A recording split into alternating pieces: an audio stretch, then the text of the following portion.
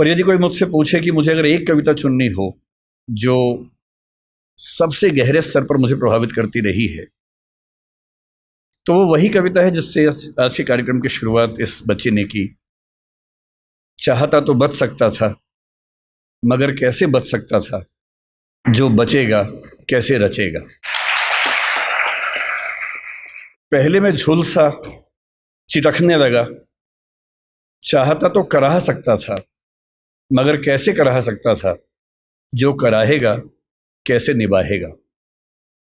और ये कविता कई ऐसे संदर्भों को लेकर आगे बढ़ती है और हर संदर्भ में जीवन का एक बड़ा महत्वपूर्ण पहलू हमारे सामने आता है। मुझे खुशी है कि इस कॉलेज ने मुझे जिस विषय पर बात करने के लिए बुलाया है वो विषय भाषा का विषय है। भाषा को लेकर मेरी राय का जिक्र परिचय में हुआ ही है। मैं ये मानता हूँ कि हर भाषा आत्मा की भाषा नहीं होती है, भाषाओं के बहुत सारे काम होते हैं। अंग्रेजी भी मेरे लिए बड़ी प्रिय भाषा है, हिंदी प्रिय भाषा है, सारी भाषाएं प्रिय हैं। मैं उन लोगों में नहीं हूँ जो किसी एक से प्रेम करने के लिए बाकी सबसे नफरत करना पसंद करता हो। मैं सबसे प्रेम करना पसंद करता हूँ और उसमें हिंदी मेरी मातृभाषा है। तो जो प्यार माँ से होता है वो हिंदी से है, ये कहने में मुझे दुनिया के किसी भी मंच पर ना संकोच है, ना झिझक है, ना कोई भय है। तो हिंदी मेरी माँ है और माँ के मामले में न समझौते होते हैं, न चयन की सुविधाएं होती हैं, न चयन की ज़रूरत होती है।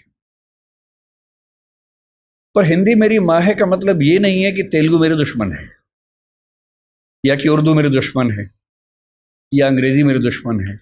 नहीं, मैं बिल्कुल नहीं चाहता कि आप भी एक ऐसा मिजाज लेकर आगे बढ़ें कि हम एक भाषा को सम्मान की निगाह से देखें और उसी तेवर से बाकी भाषाओं को अपमान की निगाह से देखें। ऐसा मैं बिल्कुल ना चाहता हूँ, मैं तो नहीं करता हूँ। मैं चाहता हूँ कि कोई भी ना करे, आप भी ऐसा ना करें। संस्कृत मेरी परनानी है, संस्कृत की बेटियां अपभ्रंश हुई, प्राकृत हुई। उनकी बहुत सारी बेटियों में एक बेटी का मैं बच्चा हूं, उसका नाम हिंदी है। उसी अपभ्रंश प्राकृत की बहुत सारी बेटियों में मराठी भी है, गुजराती भी है, पंजाबी भी है, बांग्ला भी है, असमिया भी है, ओडिया भी है। और उसी नानी के पड़ोस के परिवार की और जो बच्चियां हैं उनमें तेलुगु, तमिल और मलयालम, कन्नड़, ये सब भाषाएं भी हैं।